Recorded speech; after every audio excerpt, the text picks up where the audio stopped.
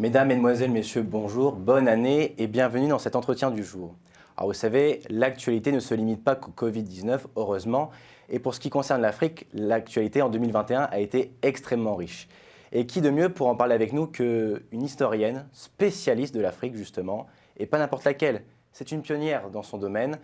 Quand elle est rentrée à l'agrégation d'histoire à la fin des années 50, on lui avait proposé de parler de Paris au XVe siècle, mais les circonstances ont fait qu'elle a choisi l'Afrique. Et justement, elle est là, cette pionnière, c'est Catherine Cockry-Witrovich. Bonjour. Bonjour. Alors je le disais, Le choix de l'Afrique, c'est votre dernier livre qui a été publié aux éditions La Découverte il y a quelques semaines. Et je voulais vous interroger justement sur le choix de l'Afrique. Alors, vous racontez que le déclic est venu lors d'un déplacement à Oran, Oui, quand vous avez rejoint votre mari en pleine guerre d'Algérie. Et c'est à ce moment-là que vous avez dit « l'Afrique sera mon sujet ». Mais j'y ai vu aussi un autre point commun entre vous et l'Afrique, parce que ce livre qui est en grande partie autobiographique, qui retrace votre carrière de chercheuse, mais aussi votre enfance de fille juive pendant l'occupation, je me suis dit, il y a ce souci commun entre vous et l'Afrique de rétablir, de mettre en lumière une mémoire cachée, l'histoire de l'Afrique, trop méconnue du grand public, notamment en Occident, et aussi votre mémoire à vous de votre enfance. Absolument, oui, oui, j'ai senti, je m'en suis pas rendu compte sur le moment. Hein, c'est plutôt en écrivant ce livre que ça m'a fait retravailler et je me suis demandé, je me suis posé la question, pourquoi est-ce que j'ai choisi l'Afrique justement? C'est vraiment un choix, alors qu'absolument rien ne me retenait, j'avais pas d'ancêtre colonial, je connaissais à peine, je savais où c'était tout. Je l'ai découvert effectivement, j'ai eu un choc au moment de la guerre d'Algérie en découvrant un pays, l'Afrique du Nord, que j'ai trouvé absolument superbe, merveilleux, passionnant et complètement ignoré. Il était moins que l'Afrique subsaharienne.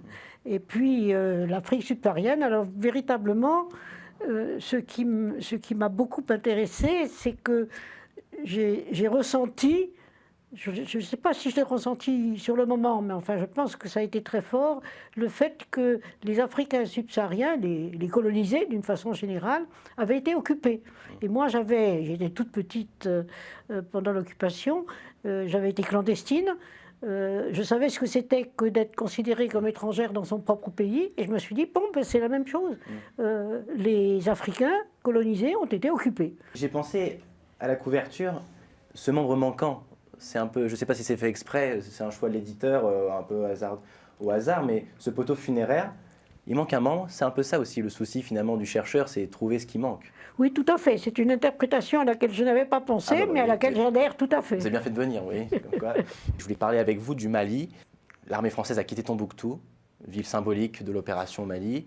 Réorganisation, réduction des effectifs, avec en plus transition avec la Task Force Takuba, donc une espèce de transition avec une prise en main des armées africaines. Est-ce que c'était une évolution pragmatique après 8 ans sur place, ou est-ce que c'était déjà les signes d'un renoncement? L'attitude de la France, du gouvernement français, c'est très difficile parce que c'est une ancienne puissance coloniale qui est encore considérée par certains en Afrique comme l'ancienne puissance coloniale. Donc il y a une confusion entre ce qu'elle fait aujourd'hui et ce qui a été pendant la colonisation. Je dois dire qu'au moment où l'armée française est intervenue dans les premières menaces djihadistes, je pense que tout le monde était pour, parce que si les djihadistes arrivaient à Bamako, bon, c'était vraiment catastrophique. Donc, mais il aurait probablement, enfin j'en sais rien, moi je ne suis pas politiste, hein, je suis historienne, mais il aurait probablement fallu à ce moment-là ou bien organiser autrement ou bien remettre véritablement l'action aux Africains et ne pas avoir toujours cette attitude de s'interposer, de penser que l'on protège finalement ses anciennes possessions. Et ça, c'est quand même un petit peu instinctif en France. Alors que d'ambiguïté, si on... Oui, il y a une ambiguïté. Il y a une ambiguïté. Cette ambiguïté, le gouvernement français n'a pas su la surmonter et les Maliens n'ont pas non plus su. Enfin, je veux dire, il y a un gros malentendu qui n'a fait que s'accroître. Et je pense que partir maintenant, c'est inévitable. Parce que ce malentendu est tellement énorme que ça ne peut plus donner quelque chose ou difficilement donner quelque chose de positif. Alors qu'est-ce qui va arriver? On n'en sait rien. Mais Mais je veux dire, le déroulement a été effectivement tout à fait désolant par rapport au démarrage qui était, je le répète, quelque chose d'important à l'époque. Et vraiment, il fallait faire quelque chose contre cette irruption des djihadistes au nord du Mali. Mais après, ça s'est embourbé. Et l'arrivée du groupe armé russe Wagner, vous en pensez quoi, l'arrivée des Russes dans l'échiquier? Ah ben ça, c'est un jeu politique international, je dirais, constant. On ne pense pas assez. Moi, je réagis toujours en historienne. Oui. On a pensé pendant la guerre froide que l'Afrique n'existait pas. Au contraire, l'Afrique était très très présente parce que c'était le champ diplomatique majeur entre l'Est et l'Ouest. Et d'une certaine façon, elle le redevient maintenant sous une autre forme. Et ça dépasse de beaucoup, malheureusement, le sort des Maliens. Et ça, là, une fois de plus, je vous dis, je ne suis pas prophète, mais ça, c'est sûr que Poutine s'intéresse probablement aussi peu aux Maliens qu'il ne s'intéresse à d'autres. Ce qui l'intéresse, c'est d'affirmer sa puissance face à l'Ouest. On a récemment la Guinée, avec le renversement la chute d'Alpha Condé. On a le Soudan. On a de plus en plus de régimes de transition où les militaires prennent de plus en plus la main. Alors est-ce qu'on peut craindre une vague de retour de gouvernements militaires vraiment qui prennent pleinement le pouvoir, ou est-ce qu'on peut espérer qu'à l'issue de ces gouvernements de transition, les différents pays comme le Soudan, la Guinée, retrouvent un régime démocratique? Je ne crois pas à un retour. Il n'y a jamais de retour en histoire dans la politique. Un retour aux dictatures telles qu'elles ont eu lieu, parce qu'on a peut-être oublié maintenant, mais dans les années 1960, 65, 70, les régimes militaires, dictatures. Alors il y avait deux types de dictatures, de régime militaire. Il y avait le régime militaire de type libéral, si je puis dire, et le régime militaire de type marxiste-léniniste, mais c'était des régimes militaires. Et ça a été très fort. Et ceci, finalement, s'est dissous progressivement, pas partout. Mais ce qu'on oublie aujourd'hui, c'est qu'il y a eu des évolutions très fortes de type démocratique, même si ce n'est pas parfait, la démocratie n'est jamais parfaite d'ailleurs, dans beaucoup de pays. Et quand on parle des dictatures ou des régimes militaires, on oublie que il y a quand même 54 ou 55 États sur le continent africain, et il y en a un certain nombre qui ne se portent pas si mal. L'opinion générale et, je dirais, la conscience politique est sans commune mesure avec ce qui avait lieu dans les années 60. Il faut dire que dans les années 60, vous aviez une toute petite proportion des jeunes Africains encore qui allaient à l'école. On parle beaucoup de l'école coloniale. Il y a eu l'école coloniale, mais c'était réservé à une élite. Et le diplôme, sauf exception, le diplôme majeur que pouvait revendiquer un jeune francophone, c'était le certificat d'études. Dans les années 60, il n'y avait pas de personnel. Il y avait quelques-uns qui étaient sortis du lot, qui avaient fait leurs études ailleurs, mais c'était une très très petite minorité. Donc vous n'avez plus du tout la même situation maintenant. Maintenant, l'ensemble des enfants, sauf quand il y a un régime militaire et catastrophe, ils vont à l'école, ils apprennent malgré tout à penser, à réfléchir, et la société civile est en train véritablement de progresser jour après jour.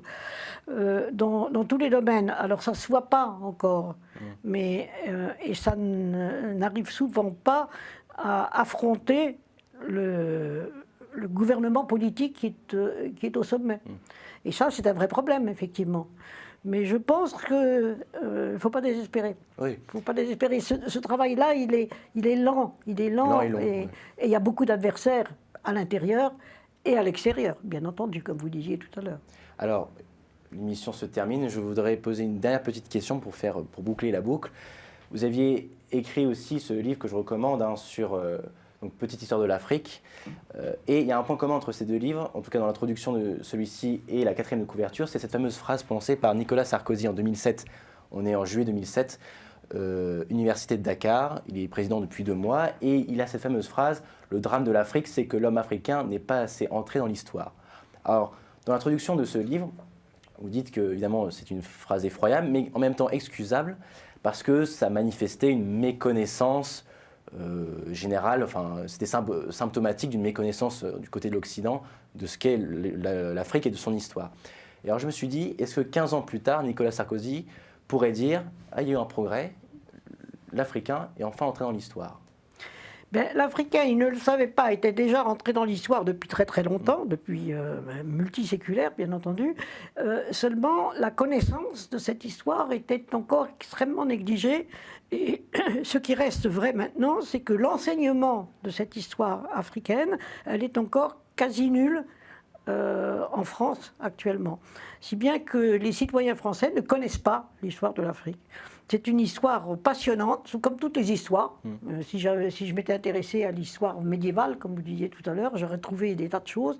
J'ai trouvé, il y a tout ce qu'on veut depuis la préhistoire en Afrique. Seulement, elle n'est pas connue.